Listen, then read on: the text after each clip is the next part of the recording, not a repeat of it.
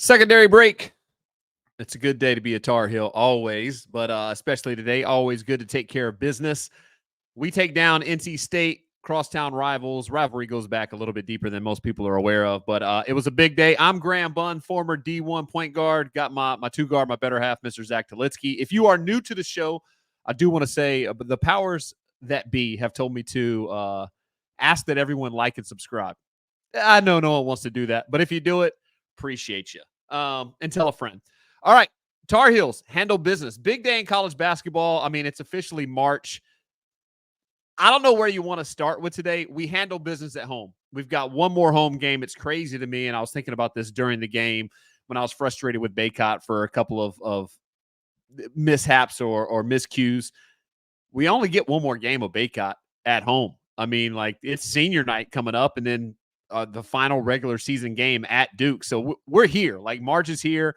Bracketology has started.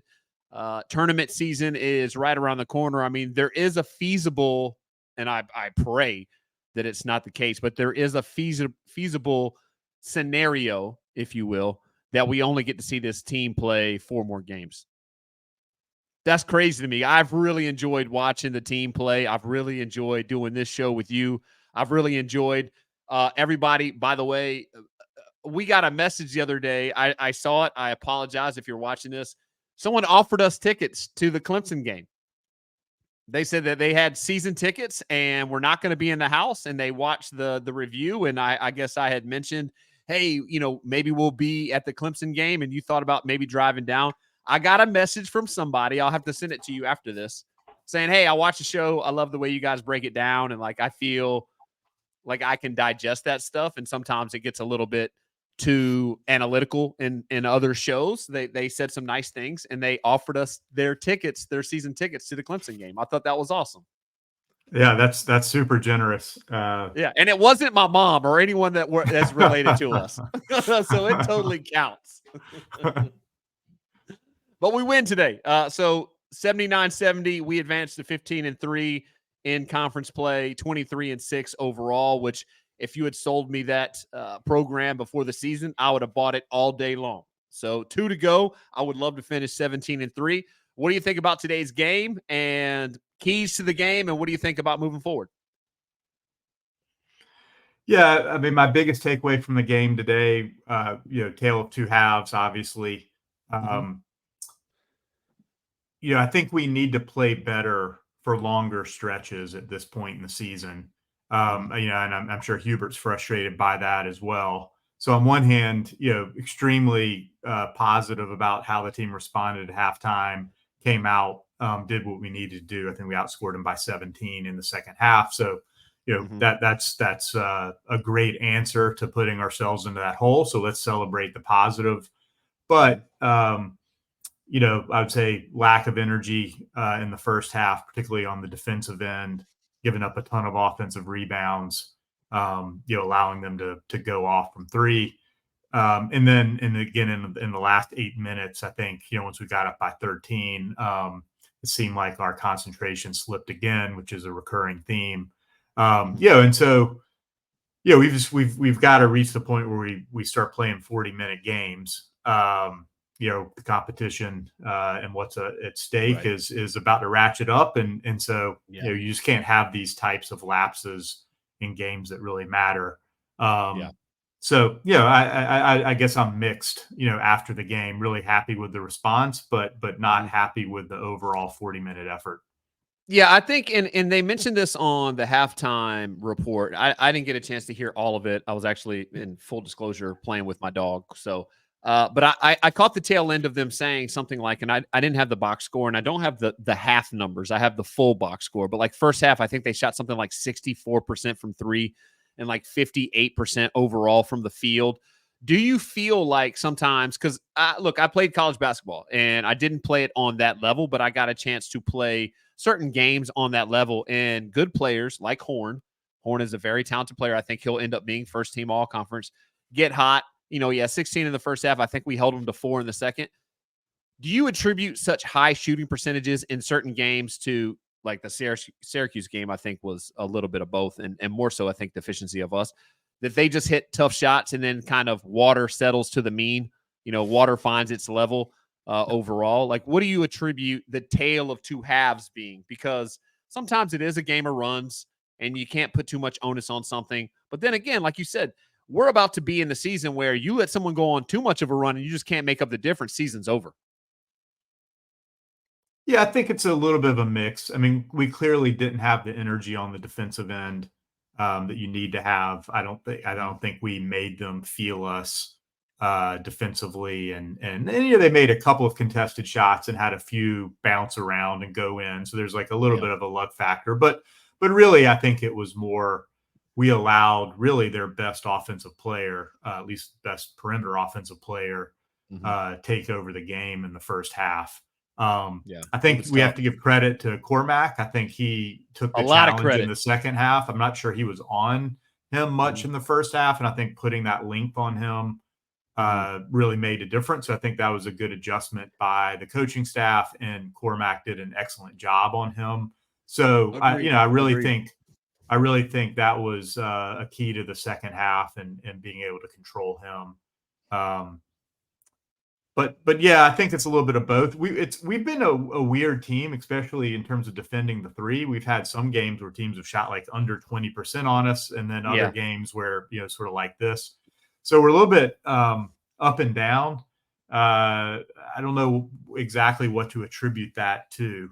Mm-hmm. Um, yeah, I feel like most games we do a good job with the scout and taking away, the top two or three options from the other team. Mm-hmm. Today we really didn't do that in the first half, but did a much better job at that in the second half.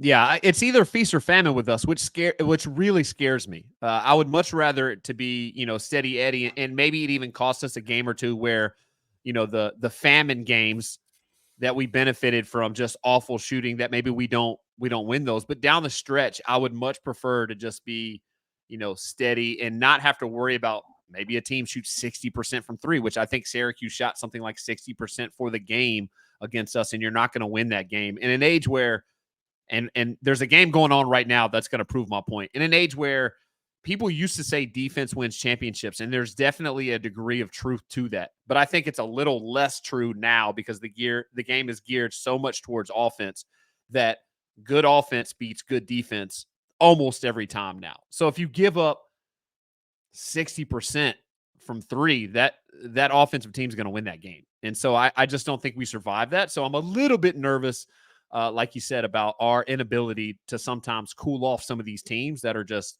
catching fire from deep.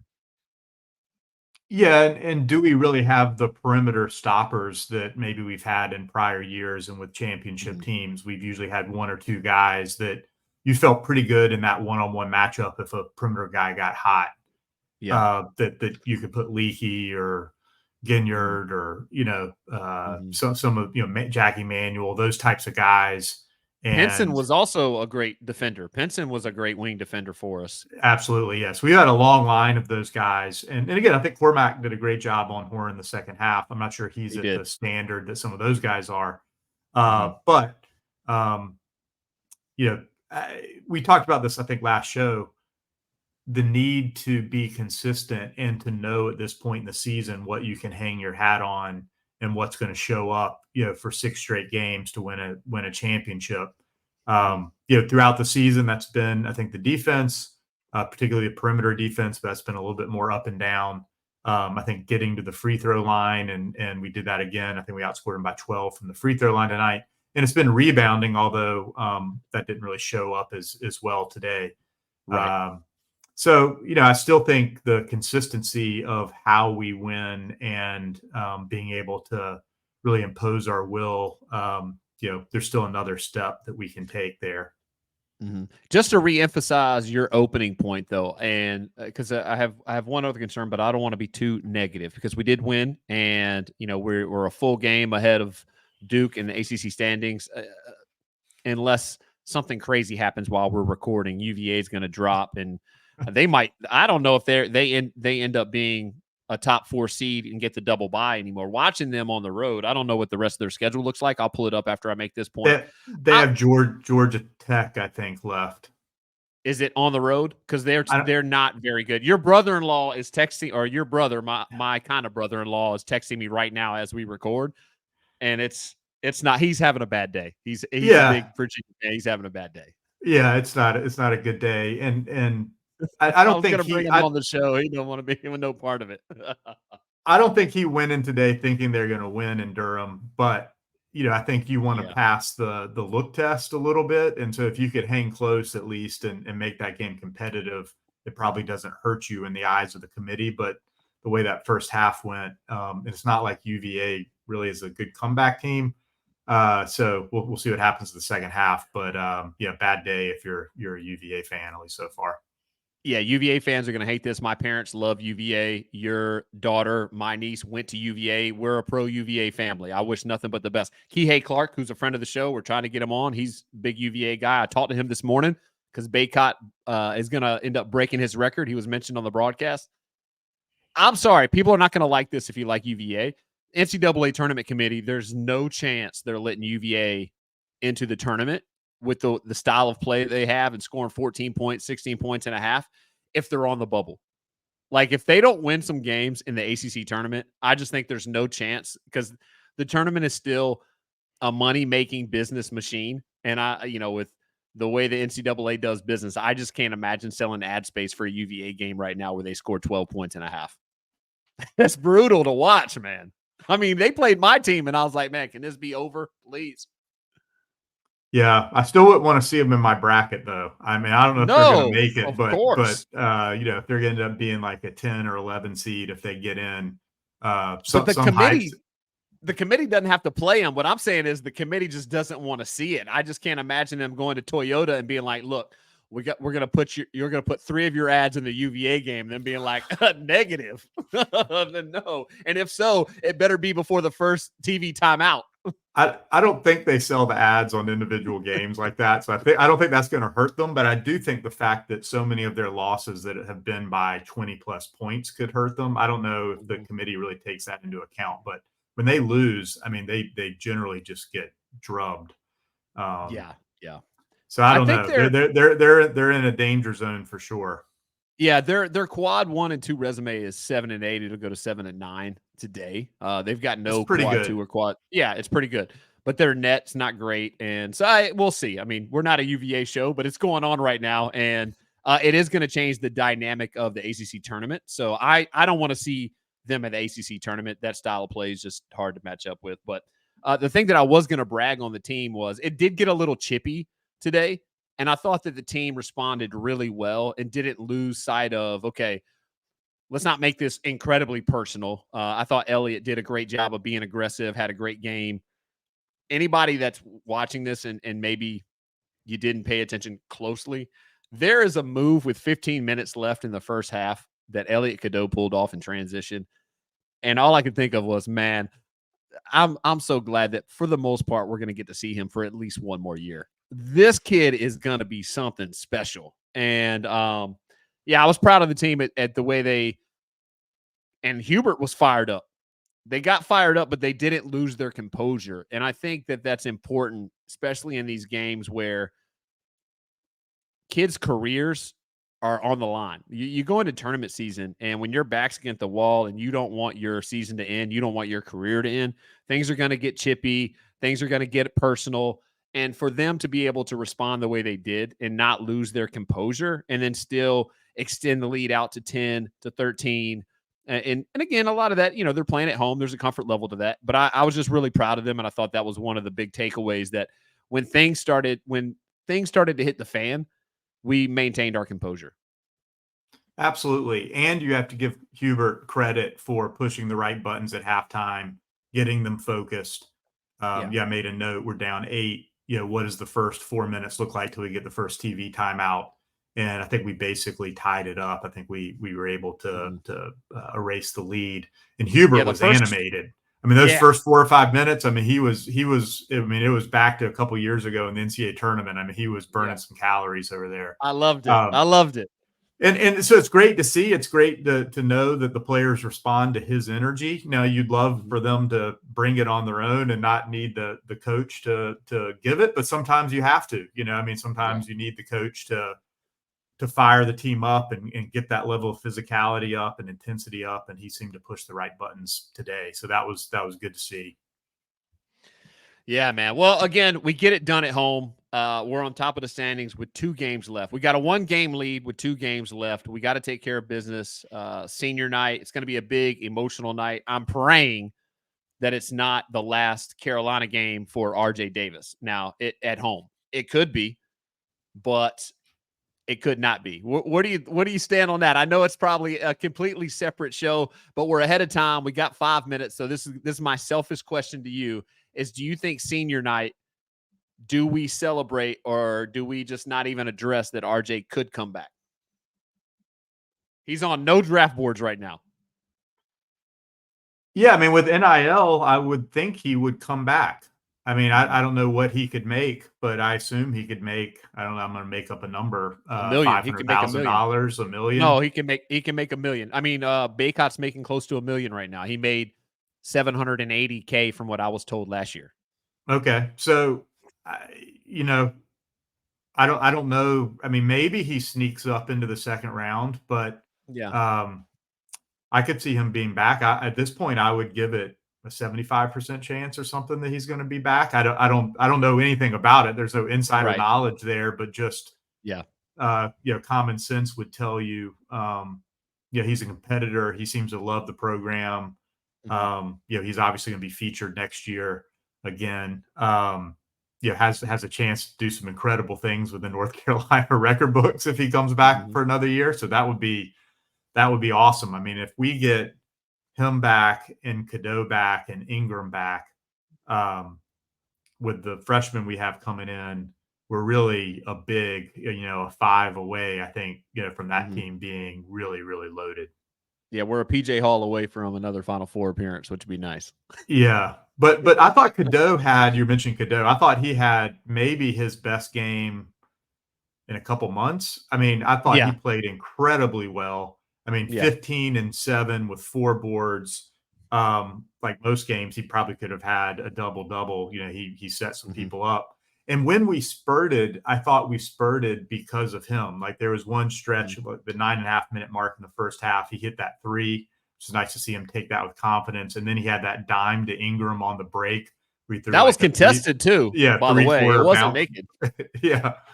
Yeah, and then and then going to the basket, and I think finishing strong. His free throw shooting has improved. He was 4 or 5 today. So we obviously go to another level when he's aggressive like that. And I mean, I'm enjoying him this year, but you could really, really get excited about him next year, particularly if he spends the summer working on the jump shot, which I'm sure will come. Yeah, definitely. All right. Well, we got Notre Dame. It is a Tuesday game. I don't think we fared very well on Tuesday night games, but it's senior night, Notre Dame. You think we take care of business? I feel good about it.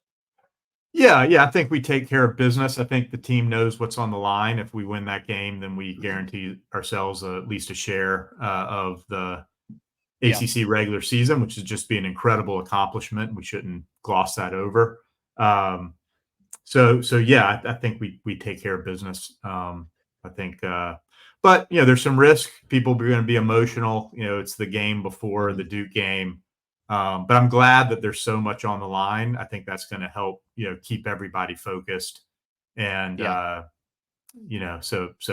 I'm looking forward to that one. Yeah, one of the things that I'll add, and then we'll move forward, that a lot of people don't think about, and one of the things that I love about doing this show with you is, one, we get to hang out, but two, give some semblance of a player POV to some of this. And when people talk about senior night, when I was a senior, and I loved college basketball, obviously, because I'm still trying to be around it in some capacity. My grandfather was coming to the game, and he hadn't seen me play in like 4 or 5 years. And so I was really, really excited about it. You might have been at senior night of my senior year. Yeah. I know Emma was there and the family was there. It was a big night. We were playing College of Charleston, and we'd already locked up the North Division championship. But had we won, we would have won the conference outright. And so the night before, I went to bed at like 9 p.m. and couldn't sleep. I just laid in my bed for like 3 hours. It's midnight. shoot arounds at like 8 a.m. It was a Saturday game, noon tip. And so then I took some sleeping medicine because I just didn't want to be tired. The first 10, 15 minutes of that game, I felt like I was on drugs. I could not get the sleeping medication out of my body. And this is 20 years later, and it still haunts me to this day that I put that in my body. Now, I think I finished with 19 and 11. Like, it was a big day for me, but we ended up losing a game we should have won. And I just felt so sluggish and terrible. So there's components to senior night in your last home game in college that some people might not factor in, where your whole family's there, they're honoring you before the game, the emotion of like, man, I'm never going to come out of this tunnel again. My life is today, that part of my life is over, plays a big factor. So I'm not going to pour water all over Notre Dame, but I'm glad it's Notre Dame and not Duke on a senior night. Like, I don't envy the Duke players, Roach, depending on if he comes back, and the other kid from Northwestern, Ryan. That's going to be a big day. It's going to be an emotional day, and I would imagine it's going to be very challenging to have such a big, momentous game. Could be for the outright ACC championship, come down to be senior day. So I'm glad we got Notre Dame. Yeah, I don't want to take anything away from them, but hopefully that gives us a little bit of margin for error in case we come out a Sure. little flat or overly emotional or what have you. Yeah. But I'm sure they're a dangerous team. I know they've had some good wins, but I think we've come this far. We fought this hard. We're one game away from being able to post a banner for this team, which is a great answer to what happened last year. So I think they're going to be focused and ready, and I expect them to play well. If we get at least a piece of the ACC championship regular season, we hang a banner. Do you think that Hubert Davis wins ACC Coach of the Year? I think he deserves it. Me too. I think he deserves it. Yeah. I mean, I don't know. We're not as talented as Duke. And so to me, like, I think if you look at our roster versus their roster, maybe they're a little bit younger, a little bit less experienced, but if we share it with them, and if we win it outright, I think you absolutely have to give it to them. But even if we share it, I would give it to him, say, over Shire. Yeah. I think Tony Bennett's done an incredible job with this team, because I don't think they're particularly talented. And the fact they went into this, I think today and third is impressive. I just don't know if you can give it to him over Hubert this year. I'm not so sure they finish in the top 4, though. I mean, let's see who they have left. But UVA, they're down 22 right now with 12 minutes left, so that's a wrap. They're going to lose that game. They still have Georgia Tech is their last game. So yeah, depending on what Wake Forest does and Clemson, they might finish 5th in the ACC with that one game. So, it's a cluster right there. So I think Tony Bennett's not even in the conversation, but I totally understand that he is definitely, if not, it's inarguable that he's one of the best coaches in America. That style of play is just brutal for me to watch as a fan. But yeah, I hope you're right. I hope that they have to give it to Hubert. That would be amazing, especially with what the program dealt with and what he's probably had to deal with and had to hear for the last year after the disappointing year that was 2023. Yeah, it'd be great if he won it. It'd be great if RJ won ACC Player of the Year. That'd be an incredible accomplishment for him. So hopefully we close strong and both those things happen. I don't think, and I got to check because I know we posted this on our Instagram. If you guys want to check it out, we post a bunch of Carolina content on Chapel Thrill 24. But did RJ, was he projected on any of the preseason all ACC teams? Was he third team, I think? Was that the projection they gave him for the media? I don't know. I know that we posted something. I'll have to check with our social media manager. I'm going to pull it up right now, though. And it looks like, yeah, he definitely wasn't on the first or second preseason all ACC list. Didn't make either one of those. Now, maybe the third. I don't even know if they do a third. But for him to, kind of prove a lot of the naysayers wrong, I think that would be very special. Yeah, it would. And And I continue to be impressed by him even in games where he doesn't go off. They blitzed him basically on every ball screen, force him to get the ball out of his hands. He's not really forcing things when that happens. Mm-hmm. And 7 boards from him. He tied for the lead with Baycott. He gets in there. Is the smallest guy on the court and does that. So I think he contributes in so many different ways.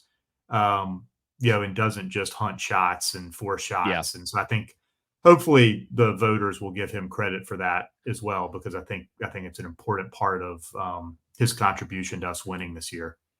Yeah. 2 things, and then we'll call it a wrap. I don't even know who would you say is close in the running? Filipowski, because the team's doing so well. PJ Yeah, Hall, those you think I think Filipowski is the second? Filipowski is probably the closest competitor at this point. Okay.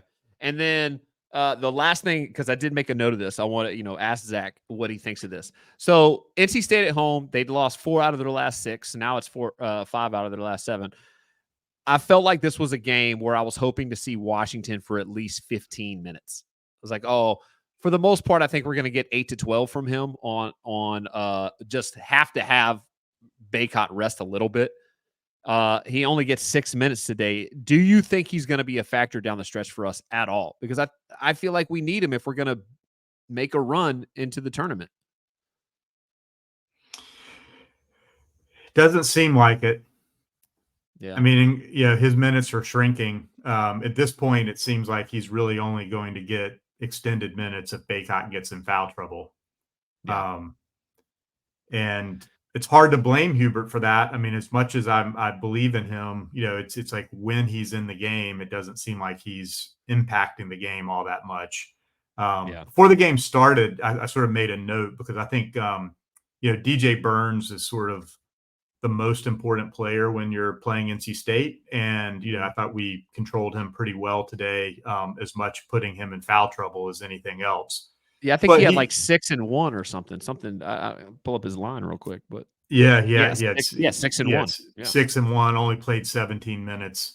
Yeah. So I think that's a huge part of winning. But I also made a note, like, you have to make him change ends.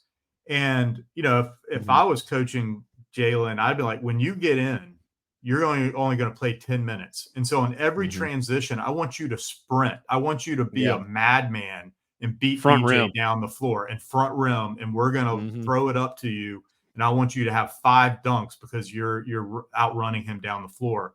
And it just doesn't seem like he sort of comes in with the mindset of understanding where he has a potential advantage, or the fact that he's fresh, because he's only going to get 6-10 minutes a game. And so, makes those minutes really, really count, because, he's crazy, going after every offensive rebound or outrunning his guy down the floor. You've got to find ways when you're given minutes to positively impact the game. And we've talked about this all the time. It's one of the great things about the game of basketball. There's a bunch of different ways to do it. Yeah. And it's just not happening. So I don't know why. I wish that wasn't the case, because I do think that would take us to a whole nother level. I mean, I think he's skilled enough, like he could come in with the second team and almost be like a primary offensive option, but we don't really treat him that way. And I guess he hasn't earned that. So I don't know. I mean, I think Withers played pretty good minutes. I thought his 10 minutes were good, but maybe this is typical of Hubert at this point in time in the season, but the bench minutes, keep shrinking down. I think we had it's like 25, 33 bench minutes. Earlier in the year, we were in the 50s, high 40s, 50s. Right. So, you know who has been listening to you that came in ready to make an impact today is Paxton Wojcik. He came in and he shot like a runner 3. He's like, man, I'm getting this thing up. I don't care. I might only come up and down the court twice, and I'm touching this ball. It's going up. He shot that ball. I was like, what in the world? Well, he was an impressive. His plus minus was -6 in 2 minutes. So that's racking up some plus minus in 2 minutes. If you could Jalen was -8 in 6 minutes. I swear it was almost a runner the way he shot that 3. I was like, I had to go check the shot clock. Like, what was happening right there? Like, nah, he was just getting that thing up. Yeah. It worries me. Like, some of the better teams in the country have a six man, maybe even a seventh man, that can Mm. come in and be a bit of a microwave, Yeah, energy person, or, another scorer coming off the bench. I mean, at this point in the season, I think Trimble offers something on the defensive end. But Withers gives us a little bit of energy, but we just don't. I really thought coming into this season, our bench would be more dynamic and more of a weapon, more of a yeah, differentiator against some other teams. And at this point in the season, doesn't seem like that's going to be the thing that gets us over the top. yeah. I mean, Houston goes 12 deep, and the ten they don't lose a step. I mean, watching them, they are special. Anybody watching this, go Heels, and I hope the Heels win the ACC tournament, the regular season ACC, and I hope they win the Natty. But as long as they're not playing Houston, I'd be betting on Houston because they are just. I mean, it's unbelievable. It looks like they had 6 or 7 guys out there at all times. The way they cover the floor. Yeah, I mean, the record they've posted in the Big 12 is pretty impressive this year, given how solid that conference is. So I think they're legit. And maybe playing, in the Big 12 is what they've needed. They've been knocking on the door now for a number of years. Yeah, Obviously, Kelvin Sampson's built an incredible program there, but they're going to be a lot more tested, a lot more battle ready, I think, yeah.